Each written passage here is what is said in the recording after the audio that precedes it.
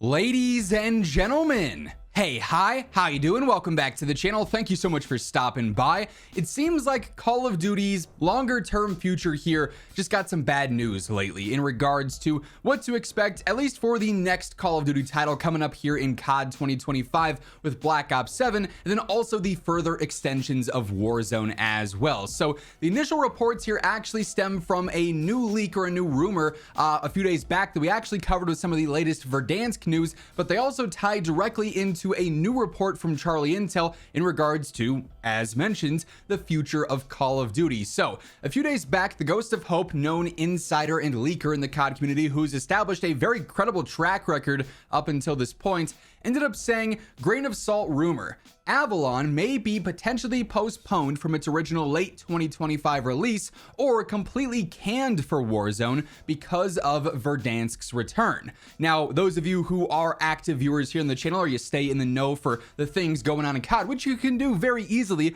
by, of course, hitting that subscribe button and turning on those post notifications here. I got you covered on a daily basis for all this stuff. Avalon, of course, is the map that all of the Black Ops stuff is taking place in right now. There's various different multiplayer maps that are set in Avalon, whether it is Skyline or Stakeout or whatever else, right? Citadel de Mor, the Zombies map, takes place in Avalon. This is the general greater area where a lot of the Black Ops 6 lore is based. And if you were to go into theater mode right now in multiplayer, you can fly around the entire Avalon map. Like, it seems, for the most part, maybe missing the fine-tuned details here and there, it seems like the majority of this map's layout and structure is done and ready. So why we're not currently playing on Avalon, huge question mark to me. Obviously, we're still playing Urzikstan, the original version of Urzikstan, with none of the major updates that it got during MW3. It's like the day one version, which just makes no sense. And Avalon, for the longest time, the main leak, the main rumor regarding it is that it's going to be the main Battle Royale map set for COD 2025, aka Black Ops 7, according to all the leaks and rumors, and that Avalon would come as the big Battle Royale map when the Warzone integration for the next title took place, presumably in November or December of this year. But Hope is now reporting that that might actually be postponed. It could be pushed back even later or potentially not even happen. Now, he does follow up and say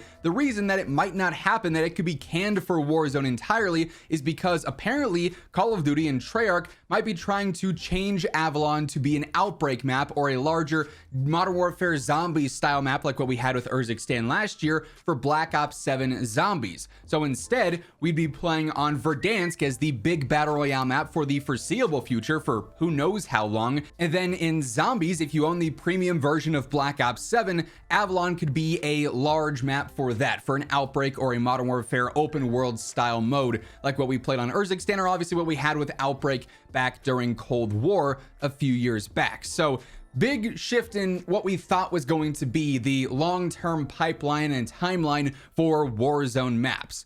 Now, Hope does also say, for what it's worth, that with the Outbreak rumor with Avalon, and with this potentially being shifted to be Zombies content instead to fit with the lore there, they're still going to focus on round-based. So potentially Black Ops 7 could end up having both an Outbreak or a larger open world style Zombies mode, but then round-based as well. So you're getting kind of the best of both worlds there. Some players really like the open world experience where it's a bit more free form. You can do what you want, but you're still taking out zombies, doing camos, stuff like that. Others obviously like the story focused, round based narrative and that style of gameplay. You put them both in, that's awesome. But you also have to consider at that point then, zombies as a mode is going to take up more capacity and space on the game than ever before, really, because it's going to have multiple round-based maps and a giant map like Avalon as well, probably going to increase the file size of the game to some capacity. And that's a great Paul Blart Mall Cop segue into Charlie Intel's latest report on the future of Call of Duty. Again, Charlie Intel being one of the most credible, if not the single most credible source for insider info in Call of Duty. They recently posted saying Call of Duty 2025, aka Black Ops 7, could still release on PlayStation 4 and Xbox One, per sources. Now keep in mind, the PlayStation 4 and the Xbox One released 11, 12 years ago. 12 years, I think, by the time that COD 2025 could potentially release. He goes on to say, supporting last gen in 2025 is a wild decision, but the game is in development for old consoles. From what we've heard, this may be the reason as to why there can't be two big maps in Warzone at the same time. Now again, if you're an active viewer here on the channel, this is something that we've sort of thought about and pondered about in content as of late when covering Verdansk. It's okay, Verdansk is coming back in season 3. That seems to be the obvious direction that the game is going in, right?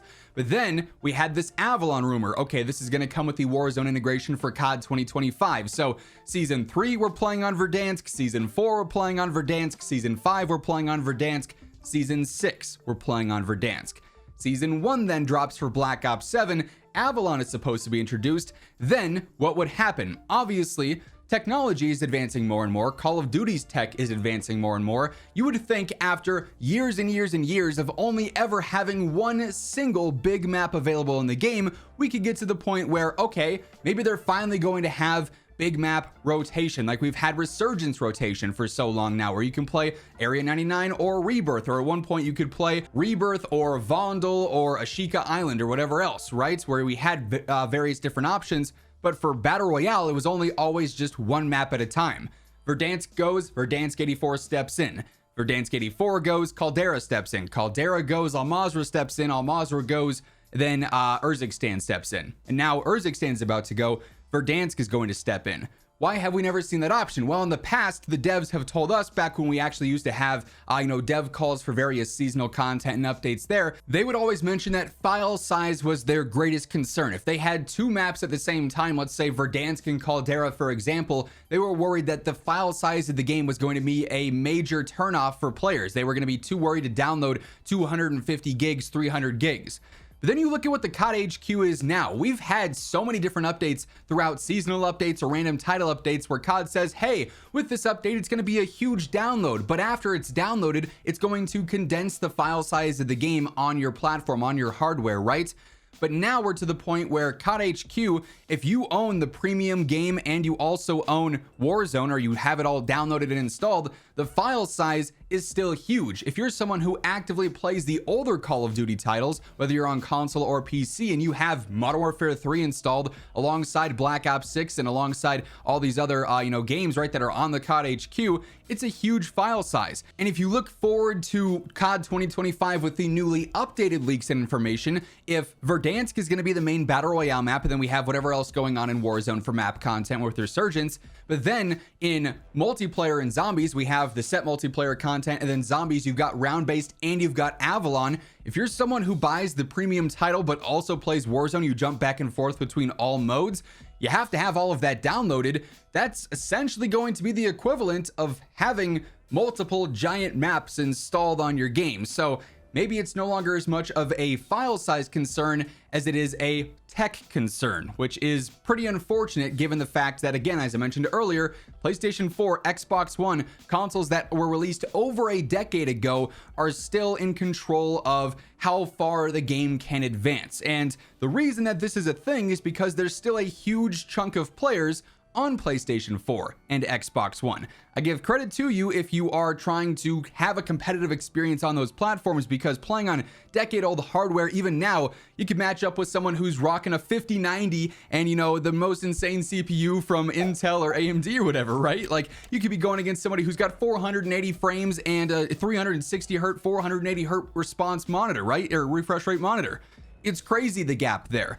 And because there is still such a large chunk of players on PlayStation 4 and Xbox One on last gen, COD continues to cater to that audience because they bring in a ton of revenue. And the way that this plays out is kind of a double-edged sword, no matter how you look at it. From Call of Duty's POV, if they want to just simply focus on the advanced tech and optimizing their game for the latest and greatest there, focusing on current gen and PC and all the hardware that they can utilize there, well, then they have to kind of cut out the PlayStation 4 and Xbox One and last gen era of users. That could entice them and finally force the needle maybe for them to buy the next gen console, but it also might just turn them away from buying COD. Okay, you're not going to make it for PlayStation 4?